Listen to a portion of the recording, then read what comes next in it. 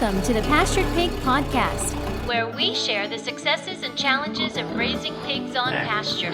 We talk to producers all over the country, from small homesteads to large commercial pasture operations. Whether you're new to pastured pigs or have been raising hogs for decades, we hope you hear new ideas and new perspectives on pasturing hogs. Here's your host, Troy McClung. Hello, everybody. Welcome back to the Pastured Pig Podcast. Today, we're going to take a deep dive into a very specific topic, and it's something if you guys have raised pigs on pasture for any type of resale, then you probably can share along in this conversation. Today, we're going to talk about processors and the woes, the processing woes we've experienced. But we're not just going to hang out on the negative, of course. We're going to kind of flesh out why we run into some of these issues, how we as a farmer and a producer need to take ownership of the communication triangle we have between the processor, our customer, and us, of course, and manage that. And then even some advice on when you run into issues with processors, what's the best way or how's the best way to navigate those.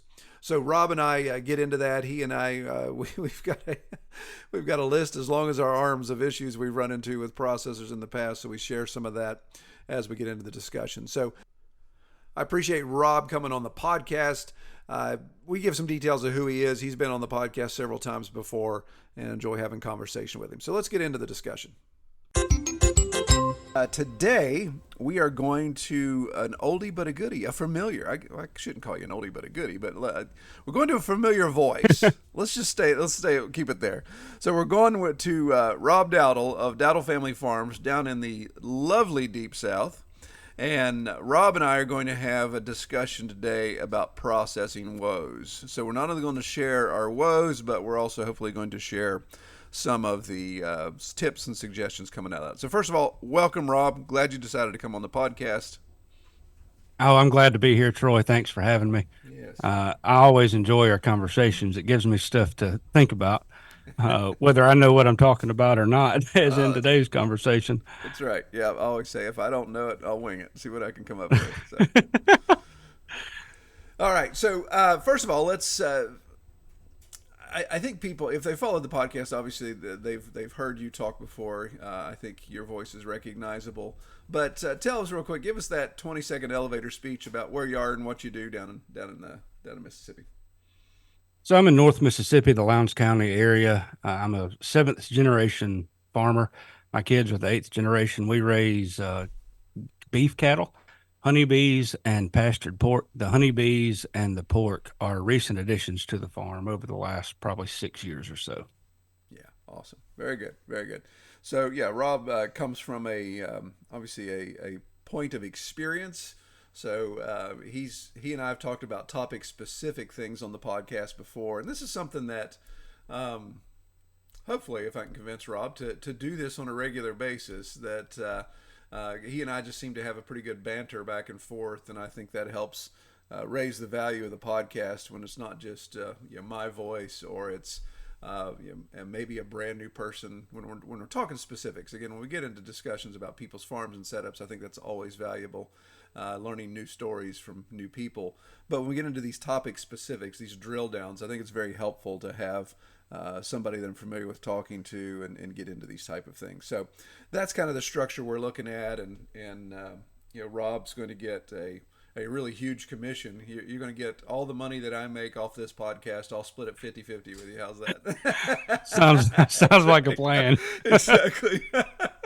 Yeah, what's half and nothing? All right. Yeah, really. That's right. This is for editorial purposes only. Okay, so let's get into this. And Rob and I we kind of went through some topics, and we're not going to just have this be a woe is me, this processors stink, they ruin our lives type of thing. And good day, good luck with your pig processing. We're gonna have hopefully some. End on a high note, have some light at the end of the tunnel with some tips and suggestions. But first, we want to talk about some horror stories. So, Rob, let's just play a little bit of vocal tennis here. Give me the first horror story that pops into your mind when you talk about taking your pigs to processing and the processor having some shenanigans going on. Well, probably the most obvious that sticks out in my mind is I sold a pigs. We do pigs and beef for custom processing. And I sold a pig for custom processing, and the label, they don't use my labels; they use the custom labels. So it's the person who owns the animal; it's their name and not for resale, and then the cut of meat. Um, but when they got their meat back, I mean, they paid $800 or $900 for this animal, and then $300 or $400 in processing. And I got a text with a picture, and it said, "You sold me goat," and it said, "Goat chops, not for resale."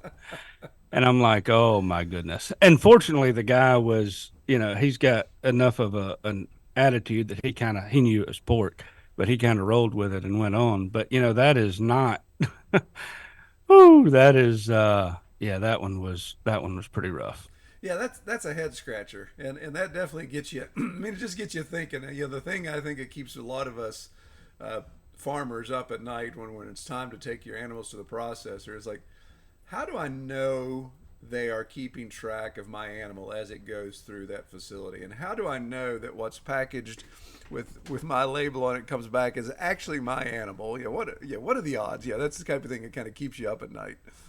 Well, oh, the funny thing is the very first animal. Now this was a beef, but the very first animal that I had processed had a local processor here. All they do is custom processing, and again, I raised it, split it with another guy who paid for half of it. Took it to the processor. First of all, they did not follow my instructions, and second of all, we did not get my meat back. Mm. Now, fortunately, and it was presented as my meat. I wanted the bones for broth. I mean, I use the pork bones for broth. I do everything, but because I know our animals. And for me, the broth is one of the best things about having your own animals processed, whether they're custom processed, whether they're done for resale. Those rich broths, they're nutritious, they're great. They add so much value, not just to the animal, but everything else. Of course, then once you make the broth, you can feed them to your dogs or whatever else Hmm. and return the calcium to the land. But all that to say, I didn't even get I said, "Oh, where are my broth bones?" He went into another freezer where they were labeled for resale, which technically this isn't even a USDA inspected plant. I mean, they can buy whole stuff and cut it up, but they can't anyway. Oh man, it was an absolute debacle. Yeah. Wow. It was bad. Yeah, yeah, that's not good.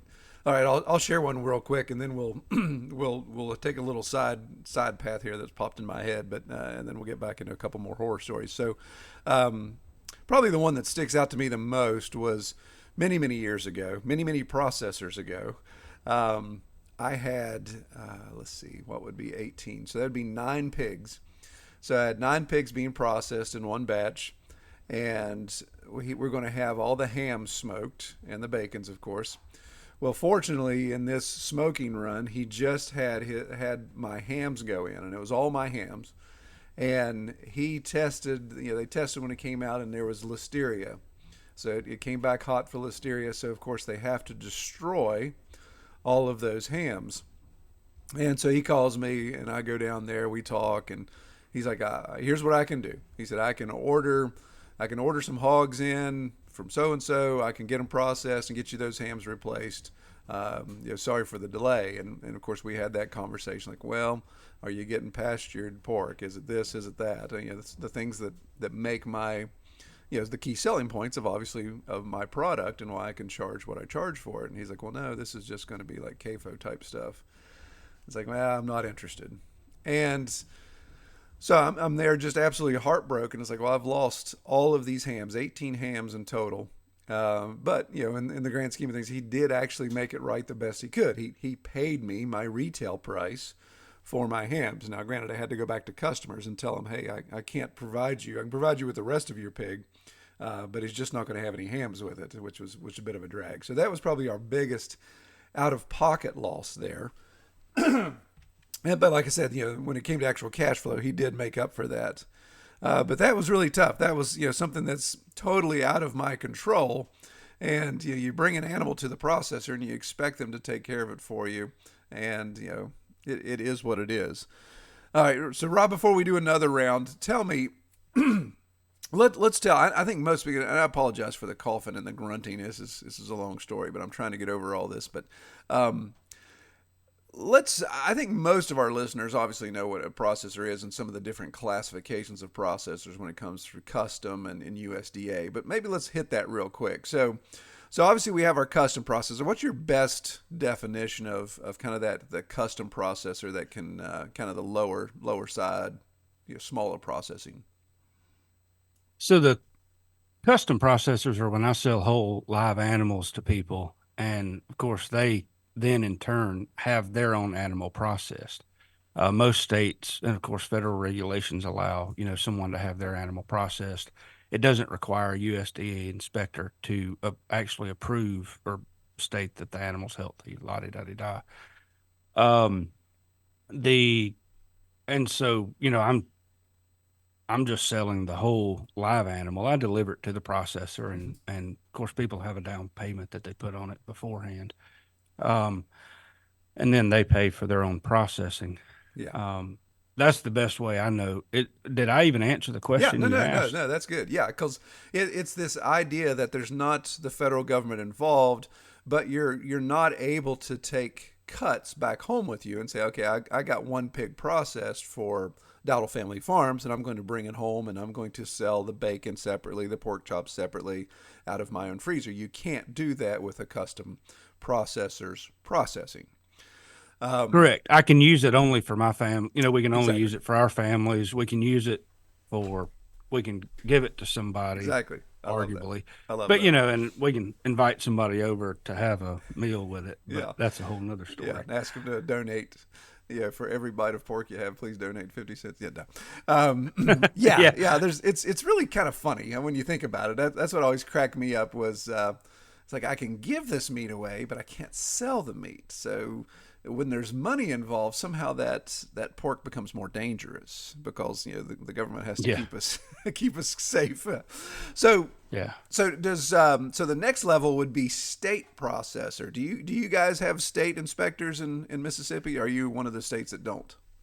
No, there's an option for state inspection in Mississippi. Hmm. All of our processors, in terms of regulation, there's an option for state inspection, but all of our processors are USDA inspected. Yeah. And to be honest with you, I wouldn't use, most likely wouldn't use state inspection anyway. Hmm. There's just too many restrictions. Yeah. Like I'm shipping some meat to Texas when this next batch of pigs goes to the processor. Um, and because of that, I'll have to have USDA labeling. Sure. In Mississippi, I if it's state inspected, this is Mississippi's regulations. There may be others for other states, but it can be done for retail.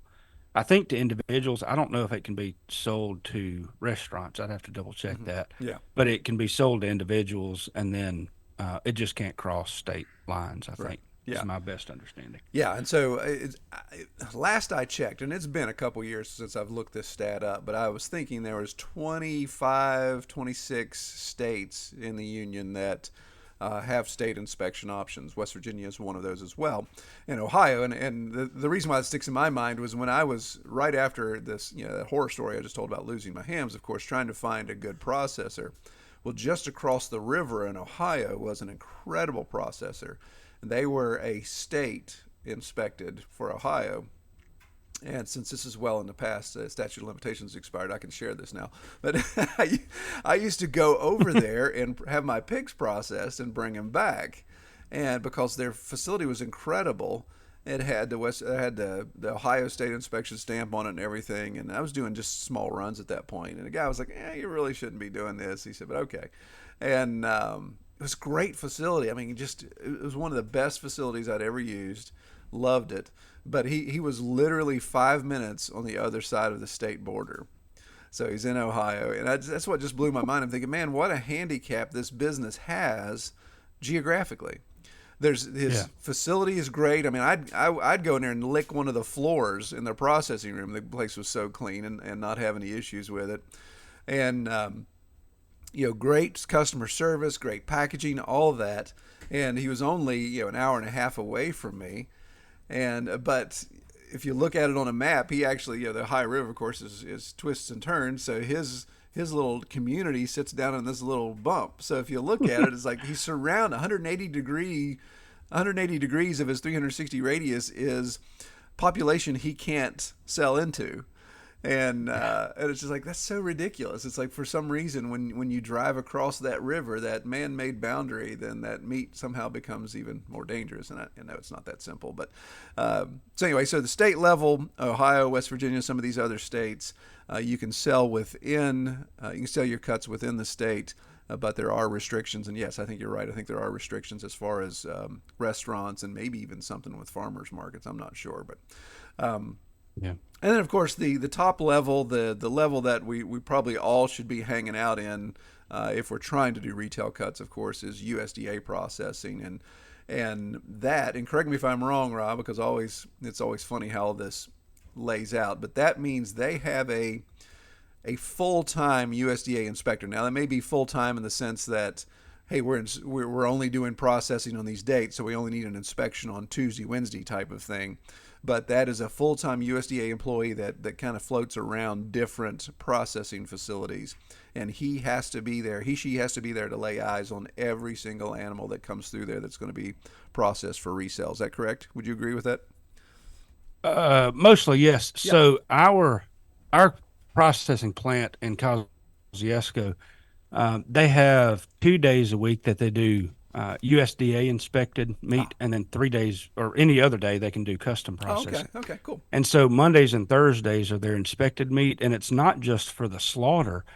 It's also the inspector has to be there, and I didn't know this. The inspector has to be there while they're cutting the animal up. Oh, yeah. So has to be on site and available to view the meat, which Right. I think it's really frustrating. I think it's good. Ironically, my inspectors, the people who inspect my meat, see much more of my animal than the 30 seconds they'd have seen of, the animals that go through if that 30 seconds that go in the assembly line in a main processing plant. Yeah. But anyway, of course, we've never had any problems. There are a few little irritations about that, of course. But yeah, that's my Yeah. understanding as well. Yeah, yeah, I remember.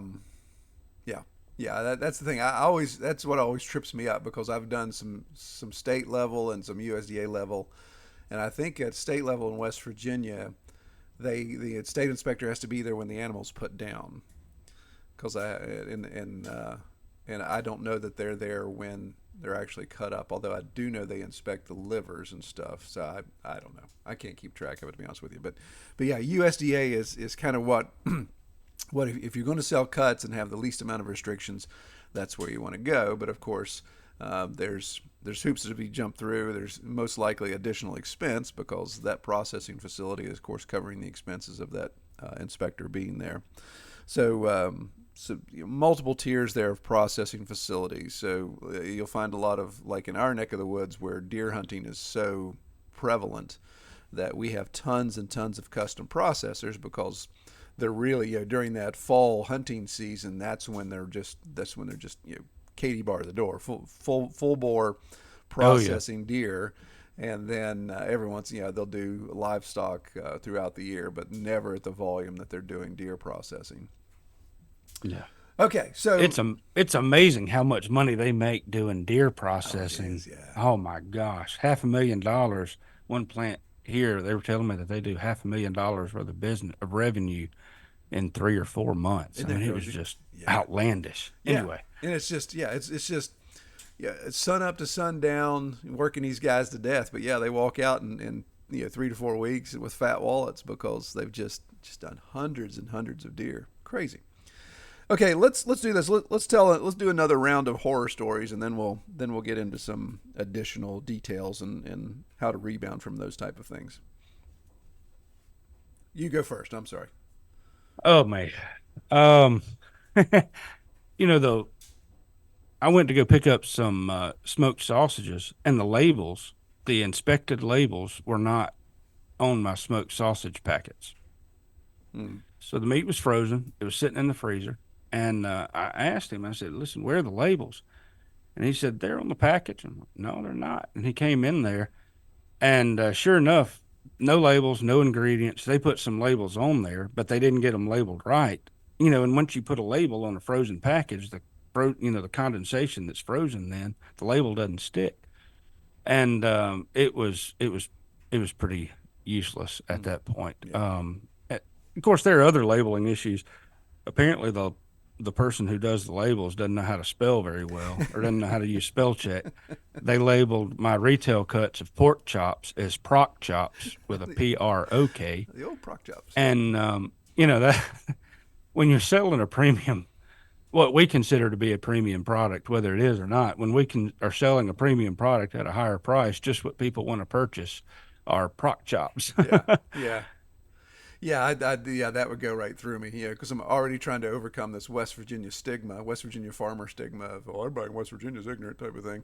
And then you're producing a pig farmer Yeah. producing a label where you can't even spell pork. It's like, yeah, because most people think, well, that guy's an idiot. Rob's an idiot. He can't spell pork. And it's like you have to explain, well, it wasn't me that actually did the labeling because of inspection processes. All right, so I'm going to share one that's label related, and this actually just happened in my second to last processing. So this was falls processing, and similar with the pigs. So this processor, and we'll talk about them a little bit more as we get into it. I'm not going to give specific names, but there's only a handful. So if you're in West Virginia, you're going to be able to connect the dots pretty quickly. They're a good processor. They're trying to get the bugs worked out. And it's just they're so close, but they still have issues. So I had I think this first round was only 5 or 6 hogs, so it wasn't a big run.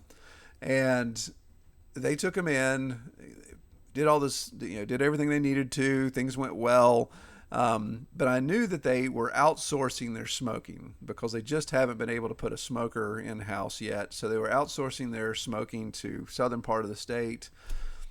Again, all above board there as far as that goes.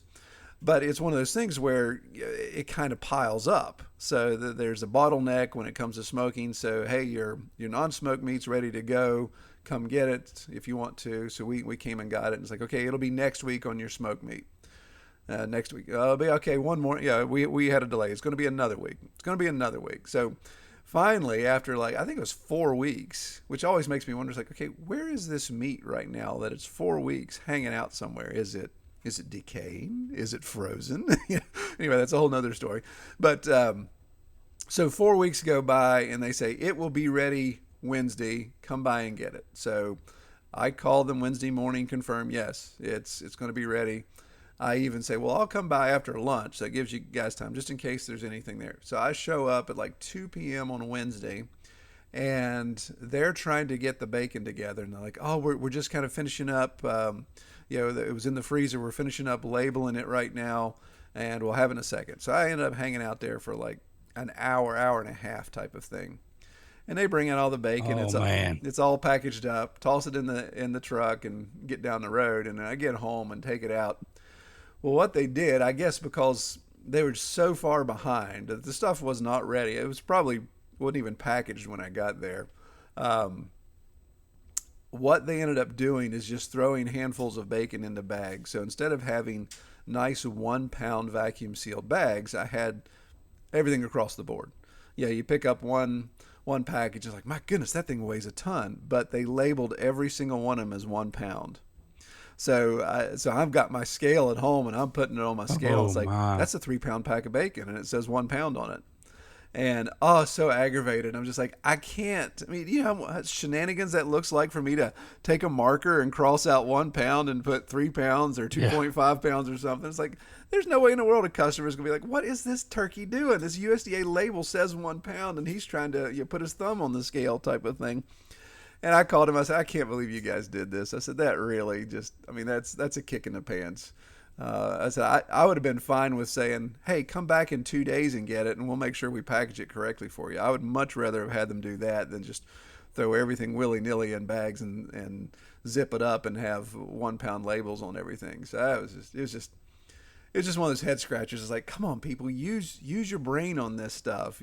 Think this through. If you're worried about delaying me 2 more days to get a good product, then delay me versus get me out the door with something I can't resell. Okay. So was it wasn't frozen when you picked it up? That's what's funny, Rob. I try to thinking back on that. It was frozen, so I'm trying to think of. I think they had it frozen in bags and was not labeled, so they were post labeling it. So they must have just cranked out a whole bunch of labels that said 1 pound and just say, "Hey, take those labels and slap them on every pack of bacon you got." Yeah, and not realizing that they were varying in weights. Mm, So I, yeah. yeah, I don't know. It's been a head scratcher, and I've gone to them again. This last process, he went to them again, and almost, I would say they were 90% effective. So, like I said, they're working out the kinks. Yeah. But okay, so let's talk about this, and then we'll get into. I think this really dovetails into our second talking point about questions and building a relationship with your processor. So, Rob, from your perspective, this is kind of a loaded question. This is what's fun about being the interviewer versus the interviewee. Um, what is wrong with processes? Are they all just stupid? No, I mean, why do you think, and I mean this in seriousness, why do you think processors struggle with what they do? And I know it's not, they're all stupid. Why do you think they struggle with the issues that everybody can share with horror stories? Well, I, I I think, and it's a lot like us as well. All of us have this tendency sometimes to we fail to view the process, the perspective of the people we're interacting with. We can't imagine why some Yahoo would label, a pig as goat. They don't necessarily understand that, hey, this is a huge deal, or they don't understand that when you're labeling your bacon and you got to cross out the 1 pound mark and put 3 pounds or 4 pounds on there, that it looks, like a bunch of Yahoos did it from Mississippi or West Virginia. Right, right. Um, but and at the same time, they don't realize that we're selling a premium product. I'm surprised that your processor, you know, paid your prices for those hams, Mhm. uh, rather than just replacing it with their own pork. We've had somebody try to do that with us. I'm like, I can't. You know, I'm selling a product here that's pasture raised. It's a very very different product. People want this, not just some conventional stuff, Mm-hmm. but they'd go to the grocery store. And so, many times I think processors don't really understand things from farmers' perspective because meat is meat a lot of times. And like my processor, the one I use the most, and I've had some issues with them. I've had issues with all the processors I've used, and mostly around the labeling. Um, but they have a difficult time finding uh, just labor, skilled labor, Yes, even exactly. meaningful, any kind of labor. And so um, their big struggle is trying to find competent people Mm-hmm. to work in the plant to do skilled jobs or even unskilled jobs. Apparently, learning how to spell pork, or recognizing that a goat is a pig, is not a pig, or a Right. pig is not a goat. But I think like my processor, I didn't even know what smoked sausage options were available with my processor. And I'd asked him. He's recently sold to. He still works there for another year, but last April, he sold to two young guys who bought the plant and are working in there, and things have improved dramatically Mm. since then. And in fact, I sent him a text one time a few days back, or not a text. I called him trying to get some hanging weights on beef and to get some information from them about the different sausages that I could do. And he said, "I'll call you back in a few minutes." It turned out as a Friday at 4:30. Excuse me. Oh, the old phone. I forgot. Sorry, I forgot to silence it. That's all right. But the processor at 4:30, I tried calling back. They were about to leave, and I didn't get an answer. Anyway, he called me back at 6:45 that evening. Wow. Yeah. Ridiculous. I mean, but that kind of customer service. He gave me the hanging weights, and then he wrote down all the different types of smoked sausage and all that they did, and sent them to me. It was a picture via text. No, he emailed them to me, I think. But Mm-hmm. either way, now that's not as ideal as having a sheet that looks nice and custom printed and all that, but just that level of detail Yeah. helps us as not just farmers who are trying to decide how to have our meat processed and how to help communicate that to our customers. But that level of customer service can be really, really helpful. But I think a lot of it is they're just, you know, so overwhelmed. I Yeah. think my biggest frustration, Mississippi State, and I need to be careful here and take a deep breath, for a second. But Mississippi State received a grant to build a multi-million-dollar processing plant. We're 30 minutes from Mississippi State. The processor I normally use is an hour and 45 minutes, Mm. and so um, and they had called me asking to. They needed some pigs. They do a lot of research and they need pigs and that kind of stuff. So I took 8 custom pigs, paid $800 for labels instead of just having a label maker there that they could approve some generic labels. I have to, in both the processing plants that I've used the most, I've had to have custom labels printed, Oh, no or kidding. retail labels printed Wow. specifically for me, and then have those labels approved. And they didn't even use my labels. They used their own labels for the stuff that they sell through their retail store. And then after begging me to bring animals, they won't even answer the deadgum phone. I can't even schedule meat to be processed with them anymore after spending $800 on labels that they've never used. Oh, you got to And be they kidding. just don't they just don't think. That's the reason I use the processor I use in Kosciuszko, because I called them in December. I had 4 beef scheduled. They weren't quite where I wanted them to be in terms of being finished out, and I'd spent 5 days in the hospital. Actually, I went in the day that they were scheduled to go in, and I could have gotten the beef to the processor, but I wanted them to be in better shape. That I called the day before. They allowed me to schedule it 28 days, 30 days later, and that's the kind of service. They understood where I was coming from. They had some flexibility and they worked with me. And they're so often, I think we get frustrated because we can't sell proc chops, or we can't sell stuff and those are huge problems. I mean, absolutely huge problems. I'm Yeah. not trying to undermine that at all. But we've got very few options, at least in my state. I've got one, two, I now have 3 processing plants within 2.5 hours. I've got several others in the south part of the state um, that I can use. But I'm trying to build a relationship with a processing plant that understands how I like things done, how they do. I mean, how they do things, and how I can communicate that to my customer to make it as seamlessly as possible. And so often, you know, they don't view things from our perspective, and we don't view things from their perspective. And I think that's where so much of the problems lie. Yeah. And if we can help, if we can view things from their perspective and they can view things from our perspective, it helps resolve a lot of the issues. Yeah. If we can not get angry and yell and scream Yeah. when Yeah. when when things don't go as planned. Yeah, and yeah, that was great, man. You unpacked a lot of things there, and getting back to that original point, I think the key is, like you said, perspective. That we don't look at it from their perspective, they don't look at it from our perspective, and we're going to get into here a little bit about how to maybe help that situation. But yeah, I think from what I see in our area, that processors, this is very skilled labor to process an animal entirely. Now, there's obviously some areas that some areas of that process where it doesn't require skilled labor. I mean, putting meat in a bag and weighing it and that type of thing. Yeah, you don't necessarily have to have a lot of skill in that point. That's an entry level position.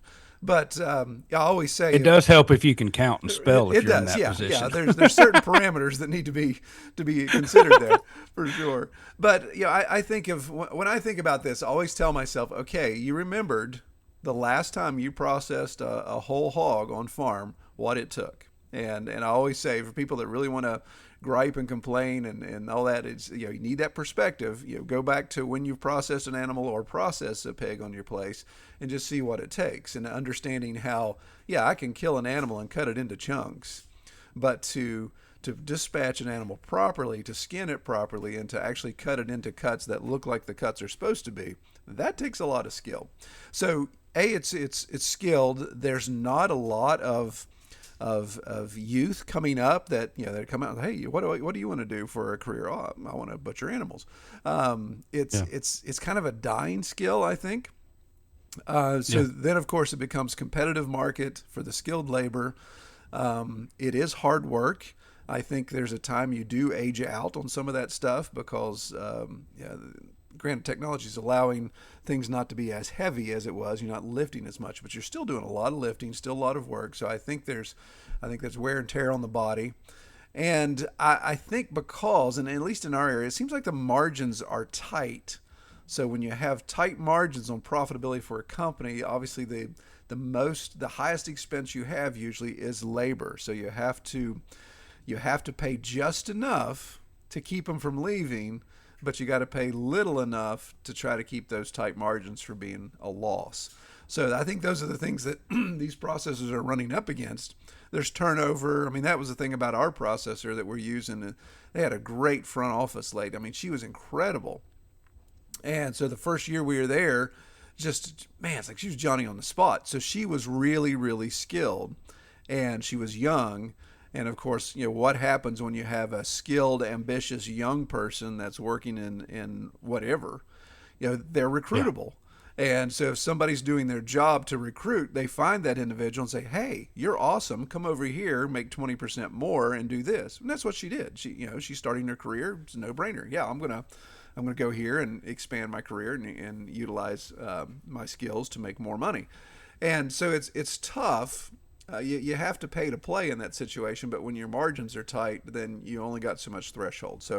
So that to me is, we got to give the benefit of the doubt to some of these processors and what they're struggling with. But then there's others that I think are just they're handicapping themselves because they don't necessarily have a business acumen. So I think the processor we use now, they've invested in software on the front end, which makes things much more trackable. And I'll get into that, the pros and cons of that a little bit later in our discussion. But there's processors I've used before too that are still doing, everything's still carbon copy handwritten receipts, and your cut sheet is whatever you bring in, they just throw it at the processor and say, hey, here's what the customer wrote down, and see if you can do this type of thing. And so technology is working against them. They're not necessarily tech savvy in that and not taking advantage of those things. So it allows for human error to pop up more and more. And of course, just like you said, that very nature of human error when it comes to workload, that when these guys are just swamped and they're trying to get things done, then that's how a goat becomes a pig or a pig becomes a goat type of thing, because they're just covered up. And then even processes. I see that, like the place that I mentioned in Ohio, that guy knew how to do job flow.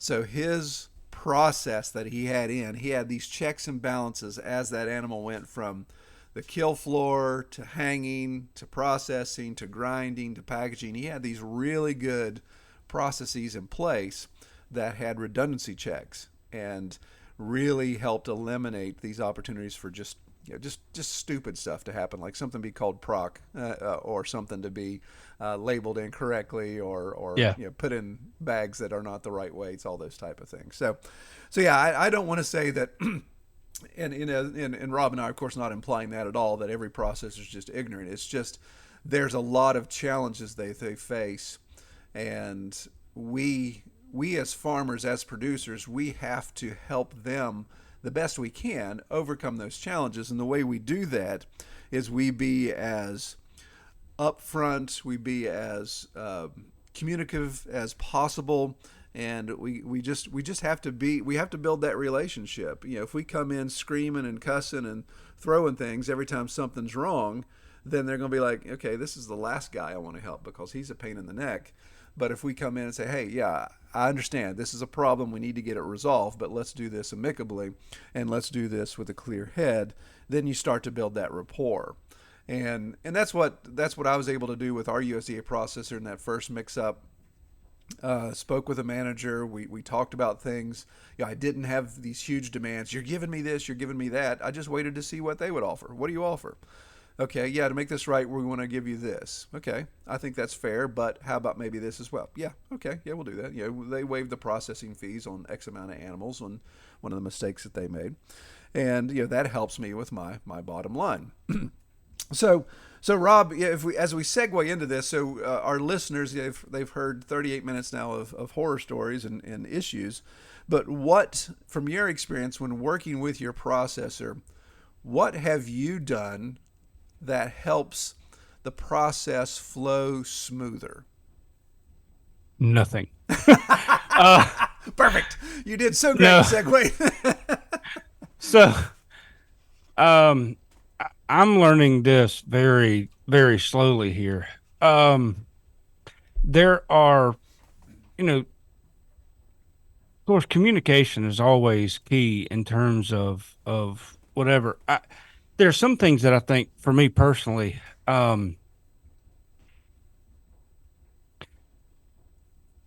well, it depends on whether we're talking about USDA inspected meat or custom processed meat because it's True. a little different for each one.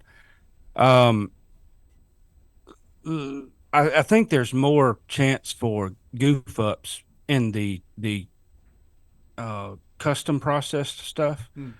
Not necessarily major goof ups because it's fine if it's labeled goat. It creates a customer issue, but it's not like that can't be sold. It's not like they can't use it or anything else with compared to something that's not labeled Yeah. at all for USDA inspection. But um, you were talking going back to your Ohio plant. I think that workflow that they use and the software that helps track that. Well, the processing plant that I use, everything is written down in a notebook. Hmm. I mean, it is, um, and there is room for error there. I haven't had a whole lot of problems, actually, believe it or not, with the cut stuff in this processing plant. They've always followed my instructions, whether my instructions were good or not. But a lot of times I think there's just having a very helping customers, like if it's a custom processing, Troy wants to buy a pig from Dowdle Family Farms and it's going to be processed here. Okay, Troy doesn't know anything about pigs. Oh, you do, but let's Hmm. pretend it's Troy Sure. Aikman, I guess. So Troy Aikman's buying a custom pig from Dowdle Family Farms and doesn't have any idea how to have it processed. And this is where using the building the relationship with the same processor to me is so important because I know how that their workflow works. I know how they process stuff, how they tend to do specific cuts, how they label things. And so now if it's pigs, hey, you're going to get, a couple 20-pound, 20 to 25-pound hams. Do you really want all those hams cured? And it's going to cost you another $1.50 a pound Hmm. per ham for it to be cured. Um, or, or, helping them know particularly what to expect with my processor and then helping them know, listen, the processor is not going to give you the option necessarily for the neck bones back or the trotters or jowl bacon.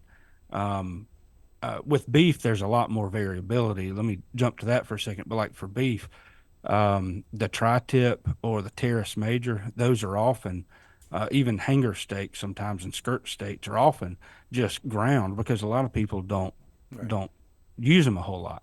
Yeah. But those are very good cuts in specific instances. Terrace major is a really good cut of meat. Nobody knows what it is. And as such, so I've got a document. It's kind of clunky right now, but this is how the animal's broken down. This is what they're going to be asking about, and Hmm. then helping them try to be able to articulate it. Not for me to stand in the way between them and the processor, but help them know what to expect when going into that communication and clear expectations help things a whole lot on my end, I think. Yeah. Yeah. Um, I'll say I'm gonna jump in real quick because I really like what yeah. you said, and I want to underscore that to people. And this was something you had mentioned in your notes before we even started talking. Excuse me. But this idea that between custom processing and USDA, there's a variation in the relationship. In custom processing, it's a three-way relationship, a relationship between the producer, you, the farmer that's raising the pig, your customer who's buying that animal, and the processor who's going to process it to that customer's specifications. So you as the farmer are the one responsible, usually, in communicating with the customer to make sure they understand even what you can get out of a pig. And I remember, when we were doing a lot of custom work, explaining to somebody when they wanted boneless pork chops, but yet they wanted bone-in. No, they wanted pork loin, but they also wanted bone-in pork chops. And some of the things that rub against that, it's like, okay, well, I want baby back ribs, but I also want this. Like, well, okay, you can have things one way or the other, or even explaining that a sliced ham. And I'll never forget this. I had several customers the first time I did offered sliced ham. And so what that is, of course, is what we call ham steaks. But it's sliced ham on the cut sheets. When I'm going over with that, they're like, okay, they think they're getting a spiral cut ham like you go to the store and get, right? So Yeah. when they go pick up their meat and they're like, where's my ham? It's like, well, there it is, and 55 pieces. It's like, well, that's not a spiral sliced ham. It's like, well, that's not what we were offering, type of thing. So there's a three-way communication there in custom work. But then in USDA processing, if you're bringing it back to sell as cuts, then it's really you in the processor itself speaking, because the customer really doesn't have a say in that yet, because you're going to then sell, hey, here's how I've got the pork chops, so you can take it or leave it, type of thing. So I think that's important to look at the structure of the process, but being able to communicate with the processor first and foremost, and making sure they understand. So when you communicate back to the customer, that helps. Now, let me ask you, Rob, because I'm again speaking from my experience. When you do custom work, are you the liaison between the customer and the processor when it comes to asking questions or explaining the cuts available? Or are you saying, hey, no, just call the processor. They'll answer all your questions on how to fill out your cut sheet?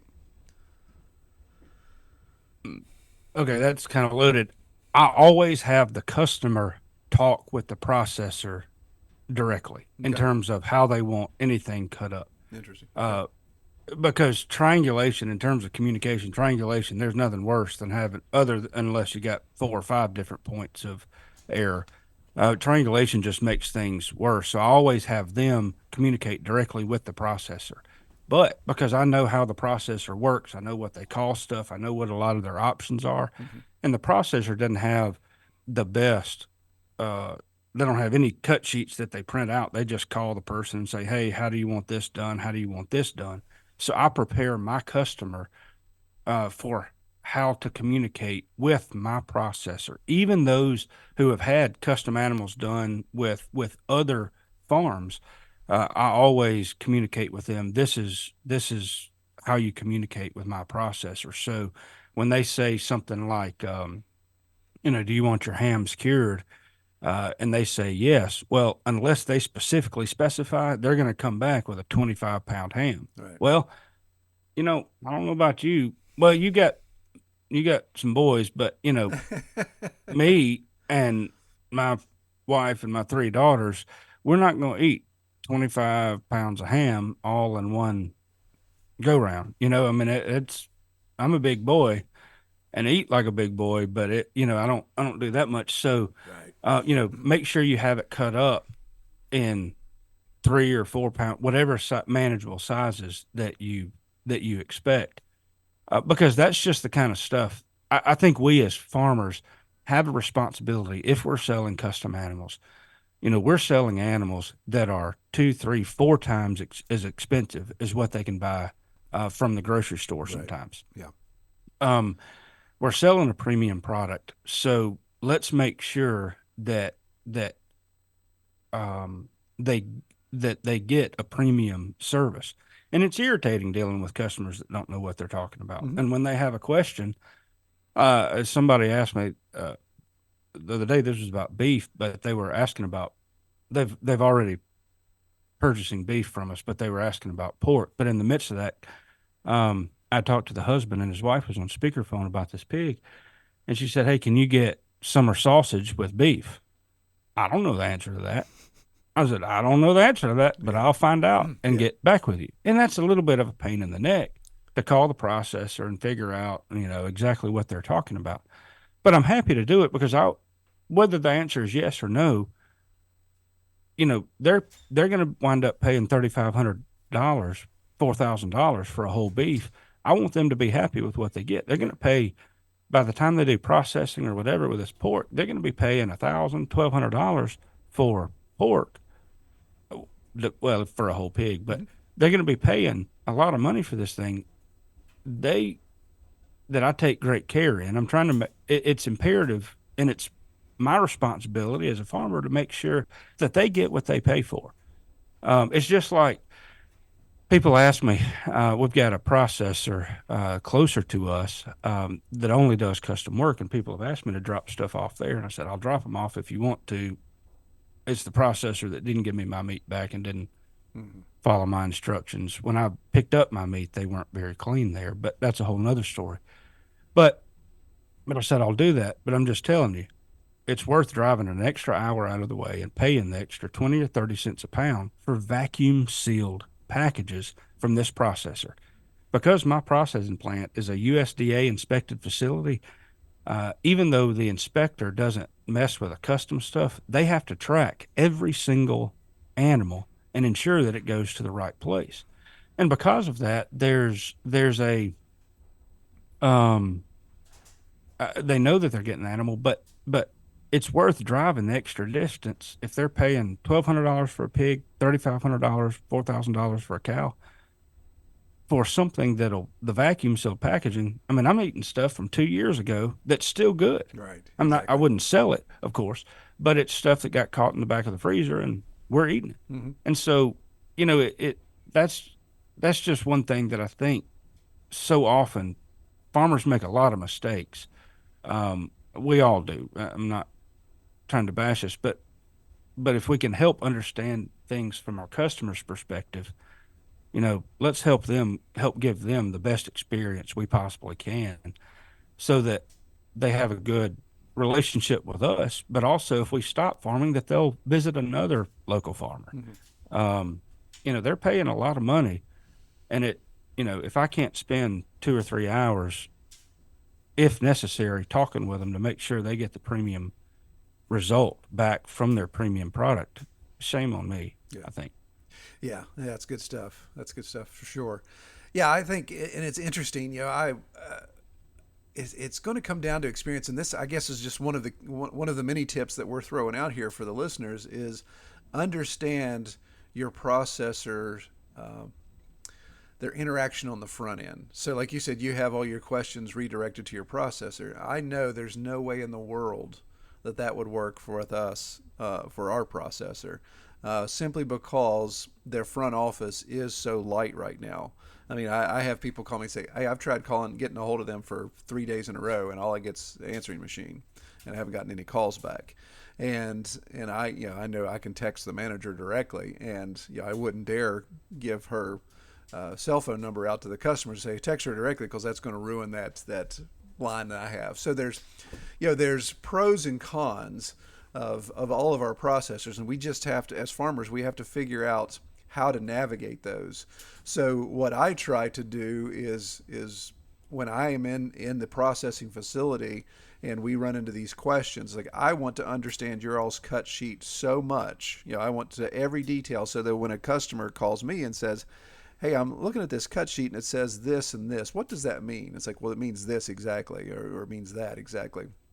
So I actually become, I guess, a customer service rep for the processor to some degree, because I know that they're going to have a bad experience if they try to contact the processor directly. And just because the processor's not going to take the time to answer the question, they're just not going to take the time to answer the phone because they don't Yeah. have enough warm Well, bodies in the well, front in office to in do that that. case, I'll answer those kind of questions. I try to get all those questions out of the way Yeah, before they actually give their information to the sure, gotcha. the processing Yeah. processor. But yeah, it's yeah.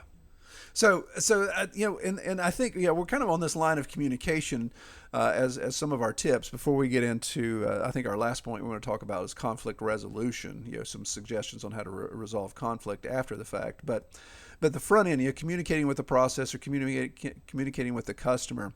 There's little things like the thing that sticks in my head is little nuance type things that the processors have. So with our processor, when we go to your grind, so whether you're grinding sausage, bratwurst, whatever the case may be, they have a minimum. So you have to have 50 pounds of grind before they'll do any any additional post to that grind. So if you want it seasoned for breakfast sausage, if you want it stuffed as links, if you want an Italian sausage, bratwurst, blah, blah, blah, you have to have at least 50 pounds. And when you look at a custom process and somebody's buying a half hog from you, you aren't necessarily going to have 50 pounds of grind from trimmings, right? Would you agree with that? Oh yeah. Yeah. Oh, So it automatically becomes this red flag that I have to make sure to communicate with my customers, because they see that if they're working on the cut sheet, it says, okay, 50 pounds. Okay. They don't know. They have the slightest idea, how much trim is going to be there. So what I have to communicate is like, hey, check this out. If you guys want something more than just breakfast sausage in 1 pound bags, then we need to sacrifice something else instead of just trimmings. If we, maybe we grind some shoulder, maybe we grind the ham, maybe we don't do anything with jowl but grind it. Grinding some of this extra stuff to get to that point. And it's a little frustrating for me that the processor has that restriction, but I understand why they do. It's one of those things where it's not worth our time to take the grinding machine, the mixing machine, get it all cleaned up, get it ready, do a grind or do a flavoring or seasoning of 20 pounds of something, and then have to clean it all out and do it again. What they're trying to do is to keep somebody from saying, hey, take my half hog whose hanging weight was only 192 pounds in the first place, and I want hot sausage, I want some mild breakfast links, and I want some bratwurst. And it's like, okay, you're going to get like 3 packs of each of those things, and we'll have more time and labor producing that than we will in making any profit off of it. And of course, that comes back to, you can say, well, maybe do that process with other hogs that you have. That way you're doing more volume. Well, A, they've got to have the volume, but B, then you have to worry about logistics and making sure you're getting your sausage back and not everyone else's. Yeah. I mean, that's one of the things that we talk about, especially when it comes to beef, is when you buy a beef from Dowdle Family Farm, you're not getting hamburger. Or let's say you buy a bunch of hamburger. You're not getting hamburger from 600 cows thrown into a big grinder and all grind up, and you're getting a little bit of 600 cows. Yeah. You're getting the grind from one specific cow that stood on this pasture, on this farm, in this part of Mississippi. And that's part of our selling points, right? So we have to look at those things. There's the issues that come along with being small and having some of these specific custom steps. But when you start running into minimums that aren't labor effective for the processor, then there's some pushback there as well. Yeah, it's interesting. My processor has a minimum of 10 pounds for grind stuff, which I appreciate. I mean, for my retail stuff, it's not a big deal. If they do 50 pounds, for most things, it doesn't matter unless I'm just trying a new flavor. But 50 pounds minimum, that's, which I normally encourage people to grind the hams anyway. Yeah. If they're buying a whole hog, a third to a fourth of the meat is going to be ham. You may like ham. Now, if half of it were bacon, it'd be fine with me, with most people, I think. Yeah. But that's, the ham's just, using it effectively, I think is, I usually have those ground for my retail stuff. Well, and that's the thing, and I think that's what we as farmers have to look at with the processor, because that's just fine print on the cut sheet. It's just a little asterisk beside the grind, and down here it says 50-pound minimum. It doesn't go into a paragraph explaining why. It doesn't detail, examples of, well, if you do this, right? It's just an asterisk, and it says 50-pound minimum. So so somebody has to explain to the customer, and we have to make sure the customer understands that. And so this, in my situation, that falls back on my shoulders. But in this last, like in this last processing we did, I took 5 hogs, no 6 hogs on the last one, 6 hogs on the last one. 2 of them were whole hogs that were custom, and then 4 of them were USDA inspected to be cuts to come back. So what I did in that situation, I said, okay, here's 6 cut sheets, right? That when I'm dropping the animals off at the processor, and I went with the manager step by step. I said, these 2 are custom, so treat them as custom. These 4, I want you to treat them as one pig if you can. So when we hit these 50-pound thresholds, there's not an issue at all, because we've got 4 pigs worth of grind. You know, the trimmings and some of the other hams that we had ground. Throw all that in, so 50-pound minimum doesn't hit. So I was able to get bratwurst, sausage links, a regular breakfast sausage, and Italian sausage, and not have any issues with hitting 50 pounds. And it was just all based on a communication on the front end. It's like, this is going to come back to me as sales. These 2 over here are custom processing, so treat them as individual pigs. But these, which I know USDA, they can't technically lump all those 4 together, but when they're tracking together and they say, hey, are we setting up the stuffer or the grinder to do this with a certain seasoning? Yeah, because we've got 3 other pigs right behind it that are going to get the same thing. Oh, okay. So that type of communication was very, very helpful. It ironed out some of the wrinkles from the first couple times we went around. But it's just one of those things that's coming back to your point about the relationship. If we don't build that relationship where we can have communication with our processor, then we're not even going to be able to get to that level of conversation and them say, yeah, we can do that for you, man. Yeah, you haven't been a pain in our neck. Yeah, we can do that for you. We'll treat this way, and we'll make sure we get you taken care of. And it just comes back to their customer service level. One little tip for some custom processors. So we've got a guy, I referenced him earlier. He bought a beef and he's interested in doing pork, and he's going to split it.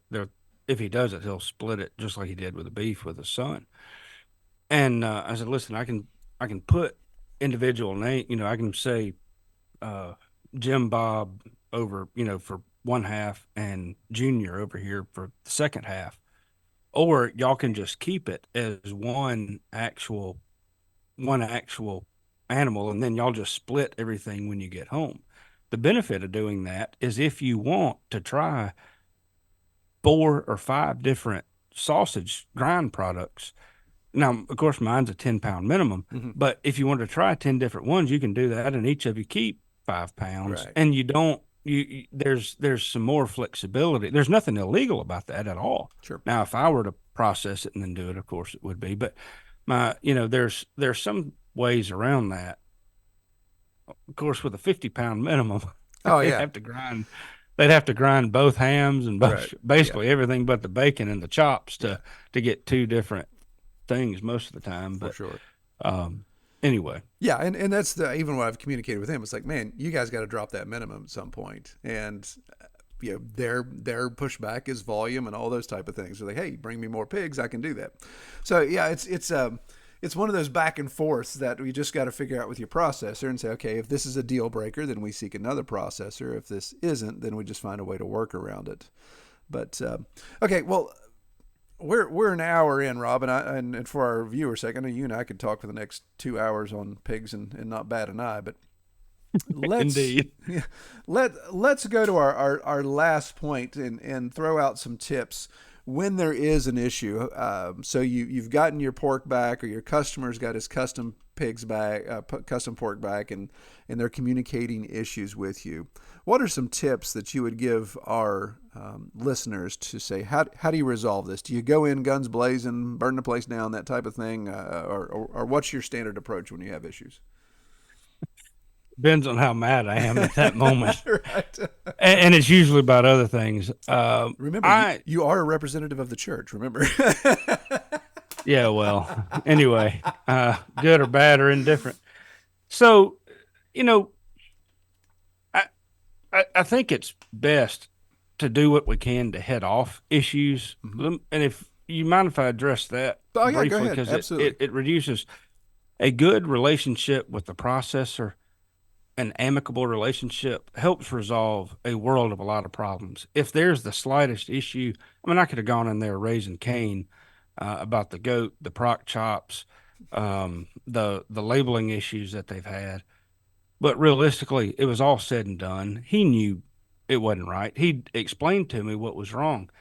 But had I been a horse's backside and ranted and raved and thrown a fit, the thing is he not he's not going to be that amicable Mm-hmm. to resolve issues, whatever. The day that he, um, the day that they didn't have those sausages labels, he said, "Where are you?" And I told him, we're an hour and a half away. He was going to bring the stuff back, and he said, I'll run down there. We'll get them labeled, and I'll bring them. I'll deliver them to you." And I said, "Well, I mean, I don't." He said, "But if you can wait for an hour or so, we can go on and have the labels applied and everything," which is what they did. Mm-hmm. Yeah. Um, Also, a good relationship with a customer. If you have custom work, developing that relationship with a customer where you spend time talking to them, answering their questions. I can talk too much sometimes, and sometimes they want me to shut up. Yeah. But but so that they know that you're not so that the customer knows that you want them to be satisfied, that that you're asking them to pay a lot of money for something. Yes, it's worth it, but you're also trying to make sure that they get the benefit of that product.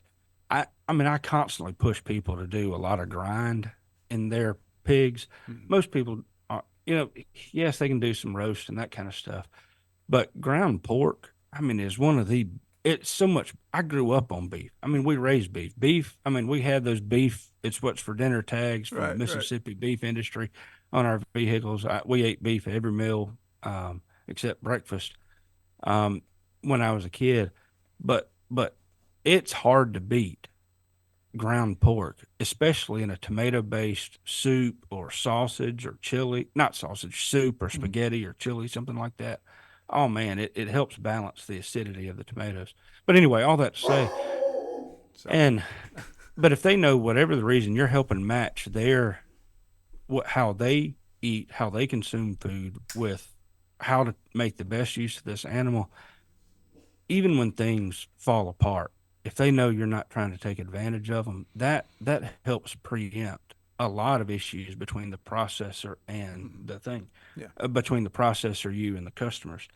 Yeah. I think probably I'd forgotten about this one, but one of the worst issues that I had with a processor, I dropped off a beef and a pig for this family. They split it. Two siblings split it in their families. Um, the beef was ready in about 35 or 40 days, which is pretty typical. 21 days hanging, give it time to freeze and that kind of thing. Um, I dropped them off August 29th. By January 1st, a customer called me back and said, "Hey, we still hadn't gotten our beef and pork." I said, "Really?" I was thinking it was October. But anyway, short of long story, I mean, it is absolutely inexcusable for a processor to keep a pig. I don't know whether they was frozen. I don't know whether it was just sitting there in the hangar. I hate to think about what all that turned out to be. But anyway, I say all that to say, and I called processor, and they made it right with the customers. They went up there, they apologized. They said, "Listen, this is inexcusable." They realized they made the mistake. Um, I think we can preempt a lot of the severity of a lot of problems just by being amicable and trying to understand things from different perspectives. The other thing is, for me, most of the time they're usually pretty clear lines of who boogered up. Mm-hmm. Sometimes it's all parties, sometimes it's two or three parties, Yeah. sometimes it's whatever. Um, and it's important for us as farmers to realize that, what, we should have seen the potential for this issue and preempted it. That's why I Yes. spend so much time with my customers that are doing the custom processing, because we have had some of those issues. But it's also, we can We can throw fits like kids, but when somebody does that with me, I'll do whatever I need to shut them up. But I'm not going to pay attention to them anymore. Yeah. I'm not. Yeah. And I've actually I've only gotten rid of one customer. It was somebody who bought honey from us. They said, "Oh, you add, honey will crystallize, especially a lot of the fall honeys from goldenrod and buckwheat and that kind of stuff. Crystallize." And I told her that beforehand when she purchased it. She called me and accused me of putting sugar in the honey. Anyway, whatever. And anybody with much beekeeping experience, will know about all that. But anyway, all that to say, I gave her money back, and she placed an order for several $100s worth of meat and some more honey on our website. And I canceled. I called her and I said, "Hey, I'm canceling your order because you have no trust in me whatsoever." Right. Exactly. So I'm not. It's not. You know, I'm not going to do business with somebody that I can't trust. Mm-hmm. And you shouldn't do business with somebody that you can't trust. Right, yeah. That's not. If you want to do that, go buy your meat from the grocery store. Um, the there are times we've got to step in, and in my mind, if we recognize that, hey, the customer did this wrong or I did this wrong, the processors, I mean, they want business. Yes, they're rushed. Yes, things are chaotic. Yes, they have a hard time finding help. But most of the time, if we're reasonable and if we step in and say, "Hey, I messed this up, but y'all did too. How can you help me out?" Um, that helps a lot.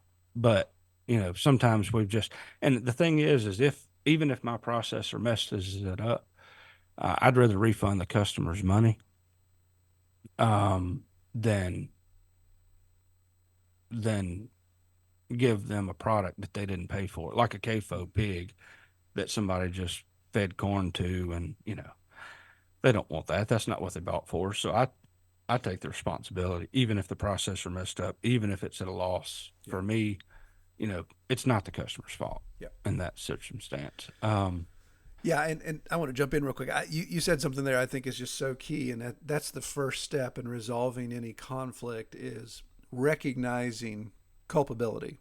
And are all of us, all parties involved, culpable? Or I think of like your Proc Chop label. That's pretty obvious to say, okay, this is 100% you guys.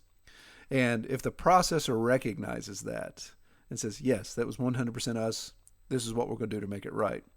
When there's multiple people involved, like you say, well, I could have been more specific in this, or my customer didn't fully understand that, and now that's trickled down to where this came out the wrong way, then that's where you have to come in and say, okay, I recognize that this isn't 100% you, it's 33% us and the customer and then you. Then dealing with that first, because if you come in guns blazing and say, hey, you guys totally screwed this up, and I refuse to recognize that anybody else has any culpability in this, then that already goes ahead and puts them on edge, I think, and start to think things are unreasonable. And also, if you come in like the drill sergeant thinking, I'm going to demand respect here because I'm going to come in scream and yell and do all this type of stuff, you hit the nail on the head, Rob. I think people are going to just zone out and say, okay, what's the quickest way for me to get this guy out of my office so I don't have to deal with him? And you just look at bridge burning opportunities there. Most of us only have a handful of processing opportunities. So you can't say, well, forget you guys, I'm going on to the next one. You can only do that so many times, and my option, I can only do that twice, and then I can only do it once, and then I'm down to one processor.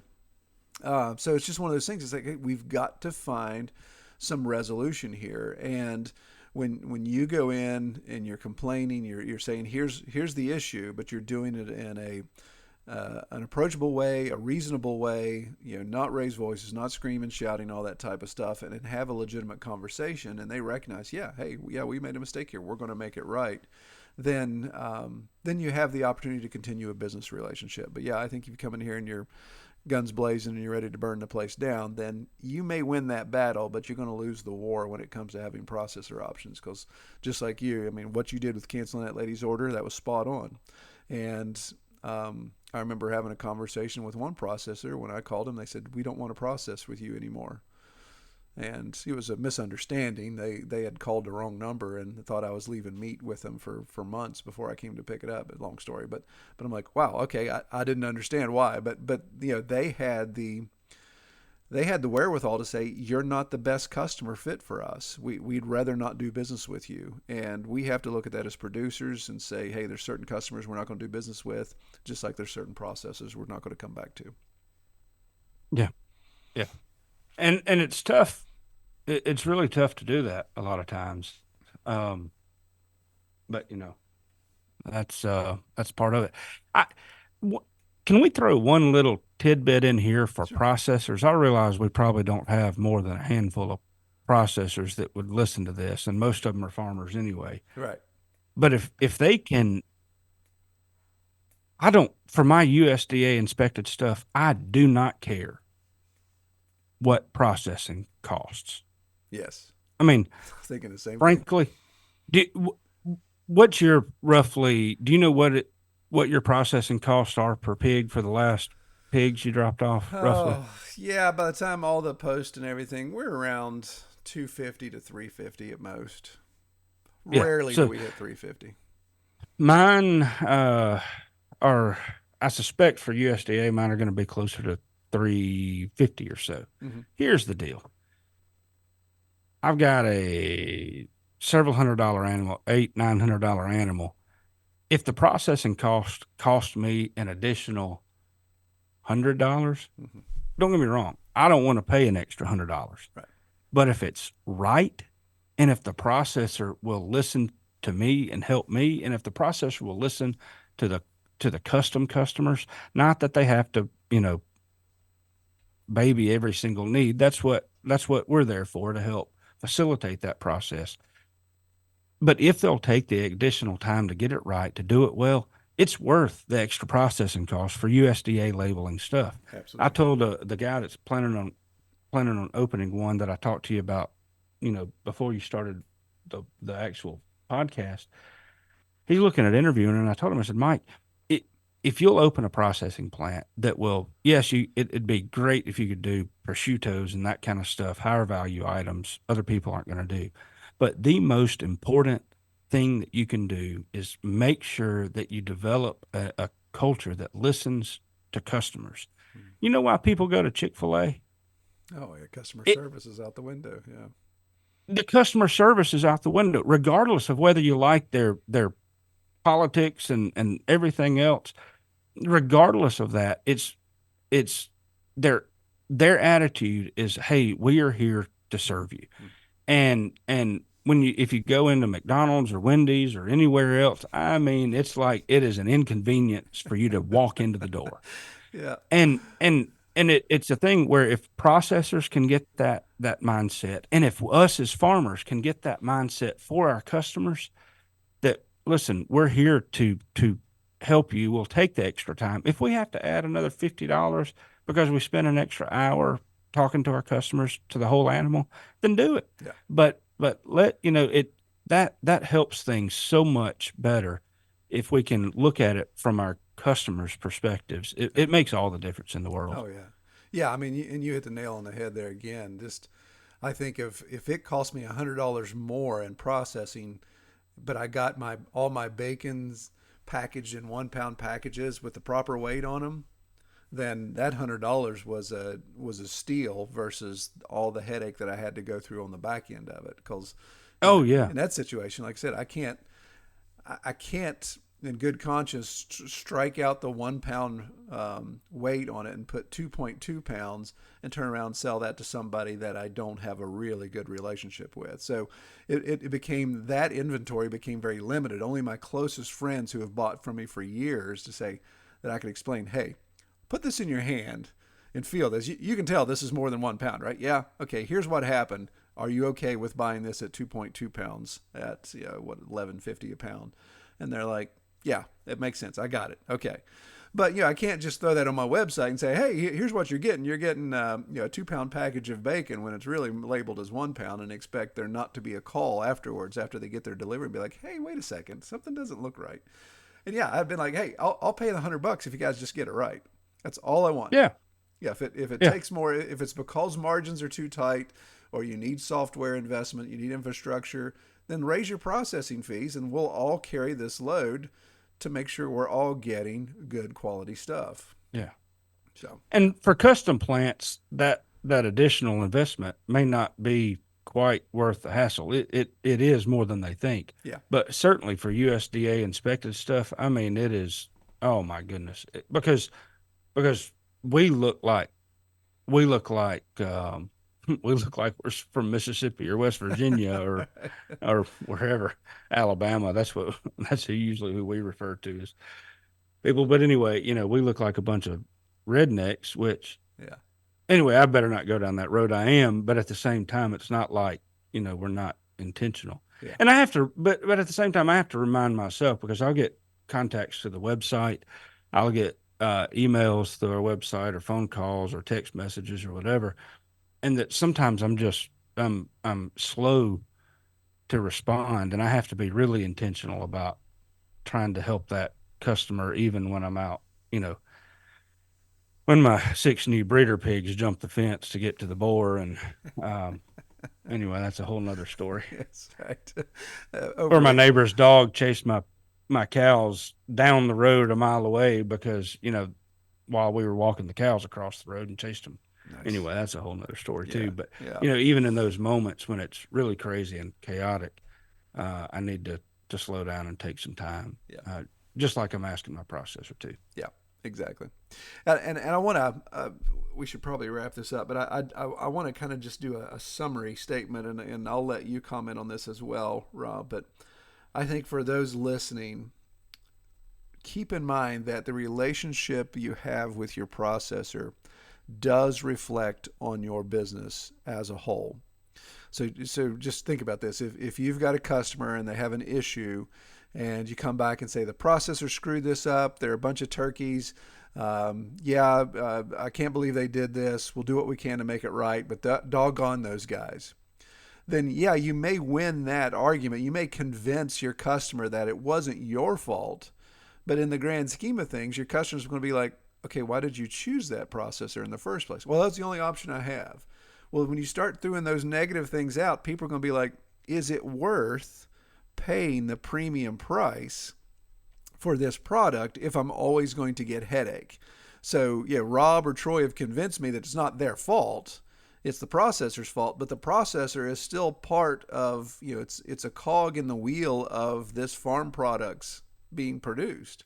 So whether it's Red Toolhouse or Dowdle Farms name on it or the processor's name, it's still, the customer's still going to lump all that together, and rightfully so, that they want a finished product that's correct. And if they're paying 4 times more than they will for retail, then they expect it to be quality food, local, and packaged appropriately for the best possible experience when it comes down to consume it. The processor is part of that. So while we can push the blame off on them to get through an argument or get through an issue, we are still in bed with them to some degree in our business, and we have to make sure that if we're maligning the processors all the time to our customers, then that actually comes back on us. That we're not going to get out of that argument scot-free. Yeah. Ultimately, we can say what we want, but ultimately, whether we're doing USDA, state, or custom processing, the ultimate responsibility for our customer satisfaction it rests on the farmers. Yeah. Now we can pee and moan all we want to about. Was that a little? That's all right. I may not have said that, but anyway, we can gripe and complain all we want to about it's somebody else's fault. But until we take responsibility, because we may not have another processing option, Yeah. but we can get the processor to work with us a little bit more effectively. Um, we may not have, um, you know, we may not have finished that animal out perfectly or whatever, but ultimately the responsibility lies with us. And we need people to be the world needs people to accept responsibility and culpability, and we certainly need to as well, I think. Amen to that. Yep. I agree. Um, but All right. Well, goodness, we're creeping up on an hour and a half, and people are probably rolling their eyes. So we probably ought to stick a fork in this. But most of the time when I start talking, people fall asleep. So it may be that they listen to this while they're going to bed. Yeah, That seems to be what happens on Sunday mornings anyway. Yeah, hopefully they're not driving. Yeah. All right. Yeah. Well, Rob, obviously I'd be amiss if I didn't give the opportunity to give a shout out about your social media presence, your web presence. If people don't know how to find you online, throw out all the things you got going on there so people can reference you. Our website address is dowdlefamilyfarms.com. Most of that is our retail cuts of meat and retail part of the farm. At some point, I hope to do helping folks farm kind of stuff. Most of our YouTube channel at Dowdle Family Farms. You can just search YouTube for Dowdle Family Farms. The bulk of the videos there focus on pigs, raising pigs on cover crops, that kind of stuff. We do some cows and occasionally a honeybee thing. Some of the YouTube shorts I'll upload to TikTok, but I don't do much with TikTok. But anyway, YouTube is really the way. If you want to kind of see some of what we're doing, that's probably the best place to get in touch with us. Awesome. So good deal. Well, man, I appreciate you coming on and talking with me. I know you got more to do on Monday than just talk to me all day, but so I appreciate you taking the time out of your schedule and sit down and have a conversation.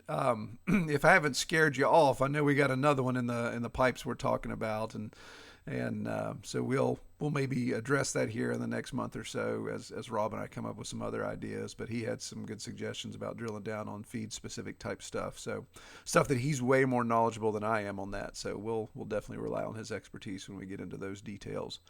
But I think we'll just keep plugging along, man. Like I said, I enjoy talking with you, and I think it makes sense to do this from time to time where we get very topic specific and be able to share different experiences we have around that specific topic. Certainly. Thank you, Troy. Thanks for the work that you do, not only on the Pastured Pig podcast and the Pastured Pig website and Facebook group, but also through y'all's YouTube channel and all. We appreciate everything that you're doing. All right, man. Appreciate you.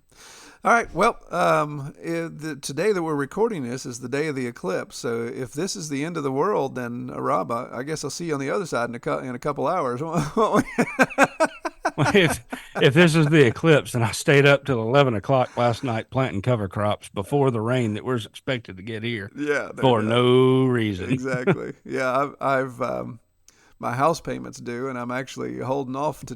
I'm going to submit it tomorrow just in case. I hear you. It's like, man, I'd love to step into eternity, and I get to keep from paying the bank one more payment. That's right. All right, we digress.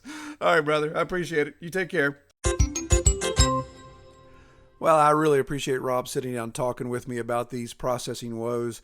We hope that didn't come off too negative. We obviously wanted to end on a high note there, give some suggestions and ways to turn lemons into lemonade or pork chops into pork chops. That one still cracks me up.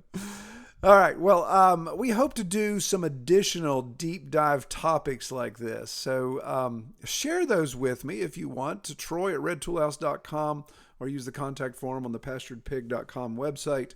And we can do some more drill downs on these type of topics. If you want to just throw a topic out that we find somebody to discuss with, or if you want to be a part of that discussion on topic, then let me know and we can get into that. Well, I'm glad to be back. I'm hoping I can say I'll be back now, not have any other voice or other issues like that, but who knows? Who knows what's going on? It's what happens when you get old, right? I cross that 50 threshold. In fact, I'll be 51. By the time you guys are listening to this, I'll be 51. Holy moly. Here's what it is. Well, I pray everyone have a great week. Hope you survive the eclipse, apocalypse, tax season, all the stuff that's happening right now. And hopefully the world didn't end. All right. Y'all take care. We hope you have enjoyed this episode of the Pastured Pig Podcast. To learn more about our podcast or to submit topics or recommend guests for future episodes, visit redtoolhouse.com.